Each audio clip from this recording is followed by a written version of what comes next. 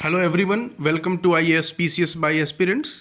इस वीडियो में हम कॉपी एक डिस्कस करने वाले हैं और ये जो कॉपी है वो DSP अवधवान सिंह की कॉपी है और ये UPPSC 2022 में इनकी रैंक 19th थी। तो चलिए बात करते हैं इनके आंसर्स की।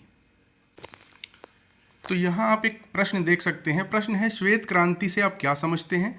भारत में डेयरी क्षेत्र की समस्याओं को बताते हुए इसके समाधान का उपाय बताएं।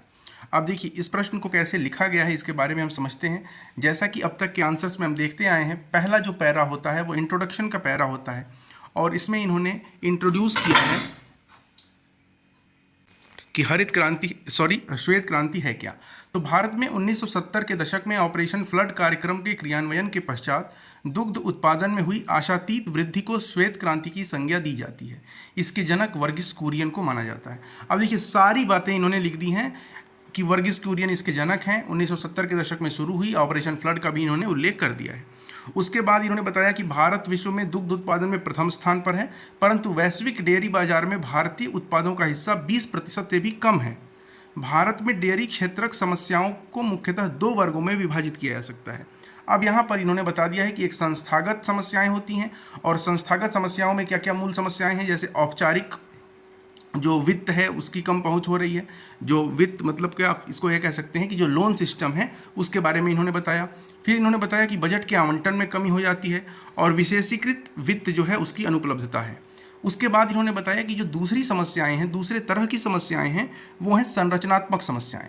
और संरचनात्मक समस्याओं में क्या है कि जो प्रसंस्करण क्षमता है, जिसको हम फूड प्रोसेसिंग बोलते हैं, तो यहाँ पर हम बोलेंगे मिल्क प्रोसेसिंग। तो मिल्क प्रोसेसिंग की जो समस्याएं हैं उसके बारे में इन्होंने बताया। उसके बाद इन्होंने बताया कि पशु चारा एवं स्वास्थ्य अवसंरचना में कमी है, यातायात एवं वितरण की समस्या है, दुग्ध उत्पादन में मौसमी उतार चढ़ाव है, जैसे कि ठंड में अधिक दुग्ध उत्पादन होता है और गर्मी में कम होता है। ये इन्होंने बता दिया कि ये कुछ समस्याएं हैं बेसिक सी। अब देखिए, यहाँ पर इनको एक फीडबैक मिला है, UPSC हिंदी के द्वारा चेक की गई कॉपी है और इसमें उनको फीडबैक दिया गया है कि बेहतर प्रस्तुति के लिए आप टेबल फॉर्मेट में समस्याएं लिख सकते हैं। इधर समस्याएं लिख दीजिए, इधर समाधान लिख दीजिए, तो एक ही जगह सारी बातें आ जाएंगी, ऐसा इनको बताया गया। अब समाधान के उपाय इन्होंने पॉइंट फॉर्मेट में लिखे हैं कि वर्तमान सरकारी योजनाओं जैसे राष्ट्रीय गोकुल मिशन, डेयरी प्रोसेसिंग एवं अवसंरचना फंड का कुशलतम उपयोग और डेयरी क्षेत्र में सहकारिता को बढ़ावा। उदाहरण के लिए इन्होंने यहाँ पे क्या दिया है, जो गुजरात का आनंद मॉडल है, गुजरात में आपने सुना होगा आनंद का जो मॉडल है वो क्या है, वो मॉडल है कोऑपरेटिव मॉडल का। तो कोऑपरेटिव जो सिस्टम है वो मिल्क प्रोसेसिंग में काफ़ी इंपॉर्टेंट है। अमूल का जो अपना सिस्टम है वो भी कोऑपरेटिव सिस्टम है, तो ये आप बता दीजिए। उसके बाद पशु अनुसंधान को बढ़ावा, फिर सौर ऊर्जा और डेयरी प्रसंस्करण को इन्होंने जोड़ दिया है कि सौर ऊर्जा से युक्त डेयरी प्रसंस्करण यूनिट की स्थापना की जाए, संस्थागत वित्त की उपलब्धता कराई जाए। और उसके बाद इन्होंने एक यहाँ पे कंक्लूजन लिखा है कि वर्तमान स्वास्थ्य संकट के दौरान अर्थव्यवस्थाओं के प्राथमिक क्षेत्र में वृद्धि इस क्षेत्र की महत्ता को प्रदर्शित करती है। अतः सरकार को लक्षित कार्यक्रमों के क्रियान्वयन को बढ़ावा देकर आत्मनिर्भर भारत एवं कृषक आय को 2022 तक दोगुना करने के लक्ष्य को प्राप्त करने का प्रयास करना चाहिए। ये एक अच्छा कंक्लूजन होता है जब आप भारत सरकार के किसी लक्ष्य का उल्लेख करें या सस्टेनेबल डेवलपमेंट गोल का उल्लेख करें और उसके बाद से उसको कंक्लूड करें कि ये समस्याएं अगर सॉल्व हो जाएं तो हम यहाँ तक पहुँच सकते हैं, एक पॉजिटिव वे में इस आंसर को कंक्लूड करें। अब इनको कुछ विशेष फीडबैक दिया गया है, जैसे कि आप देखिए कि इस क्वेश्चन के आंसर को आप कैसे लिख सकते हैं बेहतरीन तरीके से। तो यहाँ पर इनको बताया गया UPSC हिंदी की तरफ से कि भूमिका में आप पहले बताइए श्वेत क्रांति और फिर आंकड़ा बता दीजिए। जैसे भारत सबसे बड़ा उत्पादक है दुग्ध का, उसके बाद बताइए कि कब प्रारंभ हुआ। तो 1970 में किसके द्वारा प्रारंभ हुआ, तो राष्ट्रीय डेयरी विकास बोर्ड के द्वारा शुरू हुआ। इन्होंने ये सारी चीज़ें वहाँ पे अगर आप इंट्रोडक्शन देखिए तो बताया था। इन्होंने 25 से 30 शब्द में इसको लिखने का यहाँ पे बताया गया। मुख्य भाग में श्वेत क्रांति के उद्देश्य और कार्य के बारे में और टेबल फॉर्मेट में इनको सिखाया गया, बताया गया कि टेबल फॉर्मेट में जो समस्याएं हैं और जो समाधान है उसको आप ऐसे लिखिए। टेबल फॉर्मेट में लिखने से क्या होता है कि जो समस्या आप डिस्कस कर रहे हैं उसके ठीक सामने आप उसका समाधान डिस्कस करेंगे, तो आपको अलग से पॉइंट बनाकर और परीक्षक को पहले समस्या पढ़नी है फिर बाद में समाधान पढ़ना है, ये सब नहीं करना पड़ेगा। और याद रखिए, एग्जामिनर को आपकी कॉपी को चेक करने में जितना कम मेहनत करना पड़ेगा उतना आपके फेवर में जाएगा वो, बिल्कुल ये याद रखिएगा, ये एकदम आपको मान के चलना है। अब यहाँ बताया गया कि आप चाहते तो इसमें केस स्टडी जो इन्होंने बताया ना आनंद मॉडल, तो आप इसमें अमूल या मदर डेयरी या अन्य किसी का केस स्टडी भी डाल सकते हैं। जैसे उसके बाद निष्कर्ष दे दीजिए कि सरकारी प्रयास है, या फिर श्वेत क्रांति 2.0 की शुरुआत के बारे में बताइए। जो इंटीग्रेटेड एग्रीकल्चर चल रहा है, इंटीग्रेटेड फार्मिंग चल रही है, उसके बारे में, एकीकृत कृषि के बारे में बता दीजिए। किसान की आय को दोगुना करना, मतलब इन चारों में से किसी एक पॉइंट को आप अंत में कंक्लूजन में डाल सकते हैं। जैसे इन्होंने क्या डाला कि 2022 तक किसानों की आय दोगुनी करने में अगर इस क्षेत्र में हम प्रयास करें तो वो सफल हो सकता है।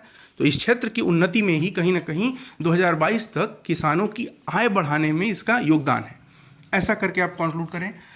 उसके बाद यहाँ पर एक फ्लो चार्ट टाइप का है, जो साइकिल डायग्राम इसको हम बोलते हैं। साइकिल डायग्राम है वो क्या है कि डेयरी क्षेत्र, वहाँ से क्या होगा, जो अपशिष्ट वगैरह उसके जो पदार्थ होंगे उसको उर्वरक या ऊर्जा में परिवर्तित किया जा सकता है, बायोगैस एनर्जी वगैरह।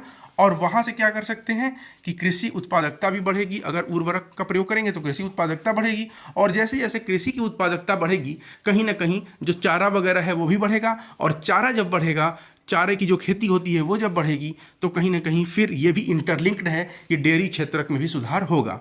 तो इस तरह से एक मॉडल आंसर तैयार किया जा सकता है, और कोई भी प्रश्न हो वहाँ पर फ्लो चार्ट का प्रयोग। अब देखिए, आप एक बात समझिए कि फ्लो चार्ट का मतलब ये नहीं होता है कि कहीं किसी किताब में मिल जाए। फ्लो चार्ट हमें खुद भी जनरेट करना आना चाहिए। किसी विषय पर अगर हमें 100-200 शब्द लिखने हैं तो उसमें उन सारी बातों को हम एक डायग्राम में कैसे फिट कर दें, ये कला भी हमें सीखनी होगी।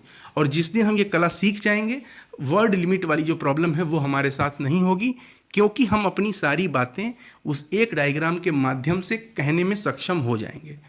तो इस कॉपी को डिस्कस करने का यही मतलब था कि इस कॉपी के फीडबैक से आपको ये सीखना चाहिए कि कैसे एक आंसर को फ्रेम किया जाता है। एक इंट्रोडक्शन लिखने के लिए क्या क्या चीज़ें होनी चाहिए। आप खुद ही सोचिए, अगर हरित क्रांति पर आपको ये प्रश्न लिखना होता तो क्या इस प्रश्न के एक बार इस वीडियो को देखने के बाद क्या आपको ये बात समझ में नहीं आ गई कि इंट्रोडक्शन में हरित क्रांति में आप क्या लिखेंगे, समस्याओं को कैसे लिखेंगे, समाधान को कैसे लिखेंगे, टेबुलर फॉर्म का क्या फ़ायदा होगा, और हरित क्रांति को आप कैसे किसान की आय दोगुनी करने से, मतलब वर्तमान समय से कैसे इसको जोड़ेंगे, ग्रीन रिवॉल्यूशन अगर वर्तमान समय में उसको लागू किया जाए उस तरह की चीज़ें तो कैसे आप जोड़ सकते हैं। ये हमने सीखा इस कॉपी से, और ये एक क्वेश्चन मैंने डिस्कस किया है, और मुझे विश्वास है कि इस एक क्वेश्चन से ही आप लोगों ने काफ़ी कुछ चीज़ें सीखी होंगी। आगे भी निरंतर ऐसे वीडियो आते रहेंगे जिसमें हम ऐसे ही कुछ क्वेश्चंस को डिस्कस करेंगे। Thank you so much.